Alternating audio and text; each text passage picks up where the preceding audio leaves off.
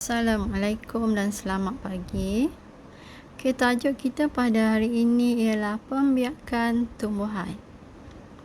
Apa yang akan kita pelajari pada hari ini ialah mengenai struktur dan fungsi setiap bahagian bunga, mewajarkan proses pendebungaan, memerihalkan proses persenyawaan dan menerangkan pembentukan biji benih dan buah pada tumbuhan, memerihalkan proses percambahan biji benih dan menyelesaikan masalah apabila percambahan tidak berlaku. Bunga. Kita lihat struktur dan juga fungsi bahagian bunga. Yang pertama, kita ada stigma, stil, ovari dan juga ovule. Empat struktur ini merupakan organ pembiakan betina bagi bunga yang mana kita panggil sebagai pistil. Seterusnya kita ada anther dan juga filamen. Anther dan filamen merupakan organ pembiakan jantan bagi bunga dipanggil stamen. Kemudian kita ada ranggi ataupun kelopak bunga, dia berwarna-warni. Kemudian ada sepal biasanya berwarna hijau. Kita tengok pistil. Apa dia pistil? Organ pembiakan betina bunga. Stamen, organ pembiakan jantan bunga. Ranggi berwarna-warni untuk menarik perhatian serangga dan juga sepal berwarna hijau dan fungsi untuk melindungi bunga pada peringkat kudu. Apa dia pendebungaan? Terdapat dua jenis bunga. Yang pertama bunga jenis bisect, iaitu mempunyai kedua-dua bahagian pembiakan, dan yang kedua bunga jenis unisex. Bunga hanya mengandungi satu bahagian pembiakan sahaja. So yang unisex ni contoh dia adalah bunga betik dan juga bunga jagung. Kita tengok bunga bisect. Bisect ada dua-dua.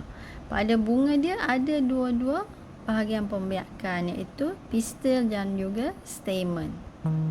Tapi unisex, bunga yang berbeza. Satu jenis bunga jantan hanya ada stamen, satu jenis bunga betina hanya ada pistil. Pendebungaan, ada pendebungaan sendiri, ada pendebungaan kacuk. Pendebungaan sendiri, butir debunga. Butir debunga akan didebungakan pada bunga yang sama ataupun pada bunga yang berbeza pada pokok yang sama. Tapi pendebungaan kacuk, bunga dari pokok yang berbeza. Ejen pendebungaan. So ejen pendebungaan, biasa kita ada angin, kita ada haiwan ataupun serangga. Yang pertama, butir debunga daripada bahagian A. Bunga A, kata bunga A, ada lebah. Melekat pada badan atau kaki serangga. Kemudian dia terbang bawa ke bunga B. Butir debunga yang dibawa oleh serangga dipindahkan ke stigma bunga B.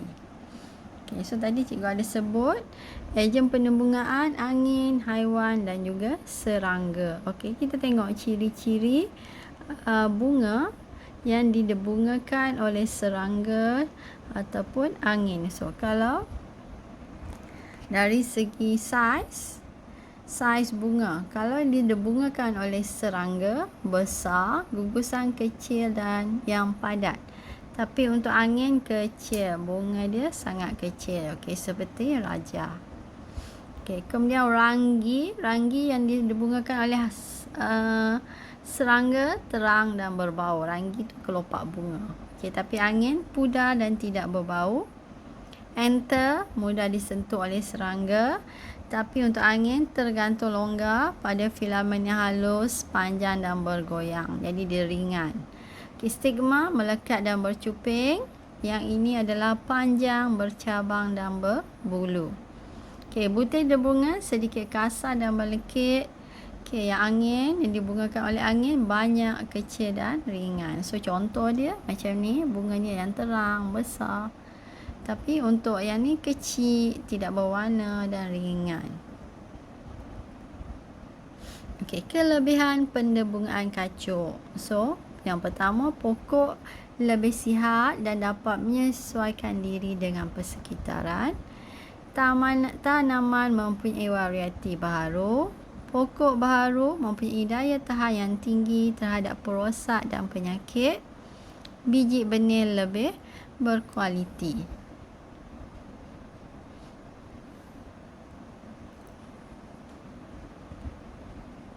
Okey, proses persenyawaan. So, tumbuhan juga dia berlaku persenyawaan. Semasa pendebungaan tadi, butir berbunga akan jatuh ke atas stigma. Stigma tadi adalah organ pembiakan betina.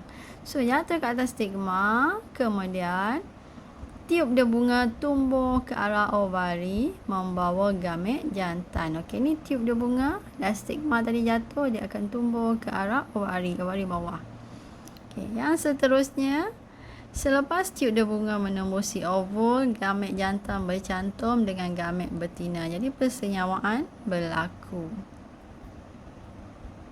Okey, struktur biji benih dan fungsi. So, biji benih ada kotilidon, monokotilidon dan juga dikotilidon. Okey, satu kotilidon, contoh dia jagung. Maksudnya kalau kamu pecahkan biji jagung, dia ada satu saja kacang dia. Tapi kalau kacang hijau, kalau kita pecahkan, dia ada dua. So, dua kotilidon, dikotilidon. So, part yang luar sekali testa atau kulit. Kalau kacang hijau, kulit yang warna hijau tu testa. Okey, plama. Okey, yang tumbuh jadi daun. Radical tumbuh jadi akar. Okey, micropyle kalau dekat kacang hijau yang titik atas tu nama dia micropyle. Lepas tu helium. Okey, ini helium. Dan kacang dia adalah cotyledon. Okey, struktur dan fungsi biji benih. Okey, kulit biji. Kulit biji terdiri pada testa. Okey, mengandungi biji benih. Helium, terdapat biji benih melekat pada buah. Micropyle, liang kecil yang membenarkan air dan udara memasuki biji benih. Okey, embrio, benih dia. Plama, bahagian embrio yang akan berkembang menjadi pucuk. Radical, yang akan berkembang menjadi akar. Okey, cotyledon ataupun endosperma menyimpan dan membekalkan makanan untuk percambahan biji benih. So, kacang dia ni lah cotyledon. Percambahan biji benih. Dia ada dua jenis. Satu epigil. Epigil ni cotyledon ataupun kacang dia tumbuh keluar daripada tanah semasa percambahan. Masa dia bercambah tu, kacang ni keluar. Tu kita sebut epigil. So, mula-mula dia akan keluar radical ataupun akar. Okey, kemudian radical dia makin panjang, dia akan keluar naik ke atas. Okey, so kita panggil epigil. Yang kedua, percambahan jenis hipogil. Hypo ni biji benih dia kekal di dalam tanah semasa percambahan. Okey, itu saja.